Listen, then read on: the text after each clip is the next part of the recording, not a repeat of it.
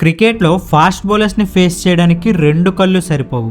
అలాంటిది కేవలం ఒకే ఒక్క కన్నుతో ఇండియాని లీడ్ చేసిన కెప్టెన్ ఎవరో మీకు తెలుసా? మన్సూర్ అలీ ఖాన్ పటౌడీ.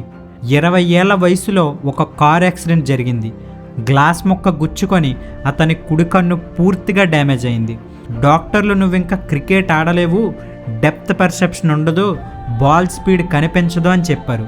కానీ అతను ఒక టైగర్. నాకు 2 బాల్స్ కనిపిస్తున్నాయని నవ్వి, అయితే ఒకటి మిస్ అయినా ఇంకొకటి కొడతా అని బ్యాట్ పట్టుకున్నాడు. క్యాప్ని కొంచెం కిందకి లాగి ఓపెన్ స్టాన్స్తో కొత్త బ్యాటింగ్ టెక్నిక్ క్రియేట్ చేశారు.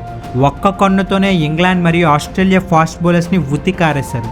అంతేకాదు, కేవలం 21 ఏళ్ల వయసులోనే ఇండియాకి కెప్టెన్గా అయ్యాడు. అందరూ కళ్ళతో చూస్తే ఆయన మాత్రం మనసుతో ఆడేవారు. ఇలాంటి అన్సంగ్ హీరోస్ గురించి మన జనరేషన్కి తెలియాలి. అందుకే ఈ వీడియోని షేర్ చేయండి.